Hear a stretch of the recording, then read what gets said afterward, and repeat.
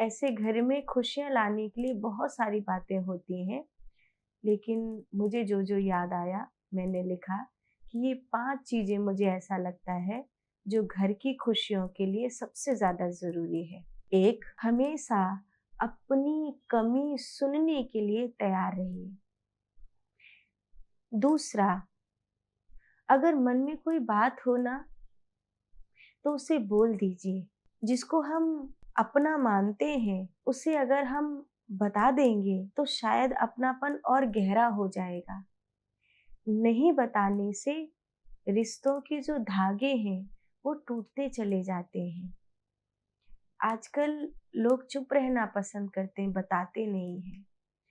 तो खुशियाँ जीवन में बनाए रखने के लिए, अपनापन बनाए रखने के लिए ये ज़रूरी है कि जो आपके मन में बात हो, उसे बोल दो, उसे बता दो। पहला मैंने बताया कि हमेशा अपनी गलती सुनने के लिए तैयार रहो, अपनी भूल सुनने के लिए हमेशा तैयार रहो। जो अपनी गलतियाँ सुनने के लिए तैयार रहते हैं, वो आगे वो वाली गलतियाँ दोबारा नहीं करते। तो ज़िंदगी सिखाएगी ठोकर लगा-लगा कर, और पता नहीं कब समझ में आएगा, कब नहीं आएगा। और अगर हमारे पास हमारे अपने ऐसे हैं, जो हमें हमारी भूलें बता देते हैं, जो हमें हमारी गलतियाँ बता देते हैं, तो ये तो खुशियाँ जीवन में लाने का सबसे बेहतरीन अवसर है। इसलिए हमेशा अपनी गलतियों को सुनने के लिए सज्ज रहिए।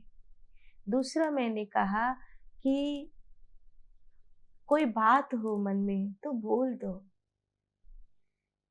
मन में मत रखो, चुप नहीं रखो, उसे टालो नहीं, क्योंकि आज आपने अपने मन के भाव को टाला है, देखते-देखते ये रिश्ते की दूरियां बन जाएगा, ये परिवार की दूरियां बन जाएगा, है ना?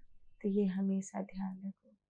तीसरा, अगर आपको बहुत क्रोध आ रहा है ना, तो बहुत क्रोध में भी अपने क्रोध के बावजूद अपने व्यवहार को मत बिगड़ने दो, क्योंकि क्रोध तो अभी है, फिर ये नहीं होगा, ये चला जा चुका होगा। लेकिन जो उस क्रोध के आवेश में व्यवहार हुआ था, जो उस क्रोध के आवेश में आचरण हुए थे, वो हमेशा रह जाएंगे। इसलिए क्रोध जब हो, तभी अपने व्यवहार को उस क्रोध के अनुसार नहीं, क्रोध जब चला जाएगा तभी भी मैं तो और वैसा की वैसा ही रहूँगा।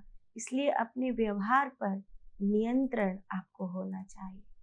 ये आपके घर में, आपके परिवार में, आपके जीवन में, आपके समाज में खुशियों का कारण बनेगा।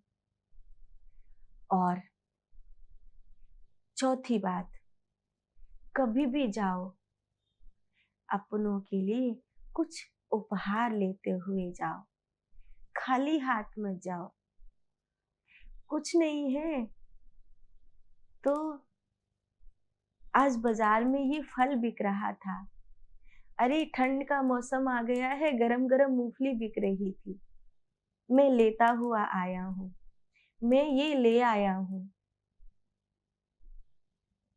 अपने घर हमेशा कुछ न कुछ लेते हुए जाओ, खाली हाथ मत जाओ। और पांचवी और अंतिम बात, कोशिश करो अपनों की ओर से सोचो, अपनी ओर से नहीं।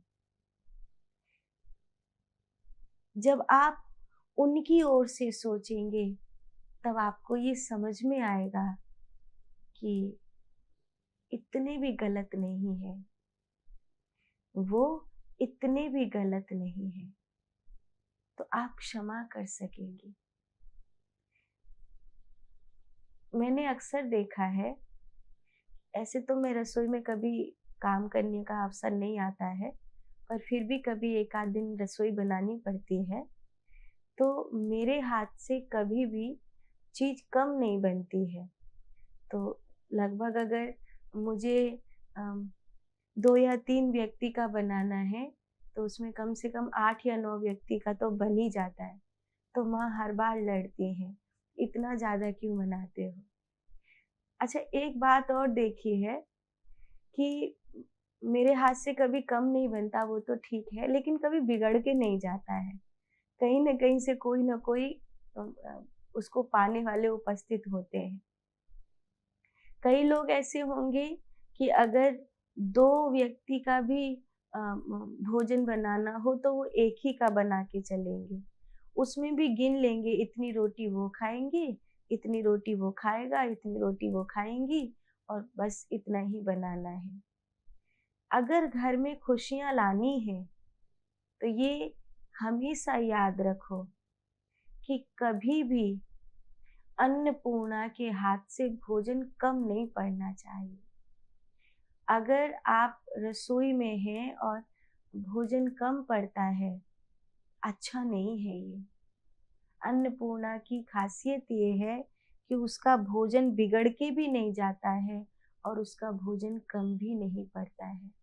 तो घर में खुशियाँ लानी है तो कभी गिनकर मत बनाओ। गिनकर नहीं कि 2 रोटी वो खाएँ, 3 रोटी वह खाएँ, तुम्हें पता है। अगर मान लो उन्होंने 2 से ढाई माँग ली या आज उनका मन ज़्यादा का कर गया, तो फिर? तो ये चीज़ हमेशा ध्यान रखो कि कभी भी खुशियाँ अगर घर में लानी है, तो चीज़ों में नुक्ताचीनी नहीं होनी चाहिए। जहाँ नुक्ताचीनी होती है ना, वहाँ पर से अन्नपूर्णा चली जाती, खुशियाँ चली जाती। तो ये 5 बातें थी जो आज हमने आपके लिए लिखी थी, जो हमें याद आया। तो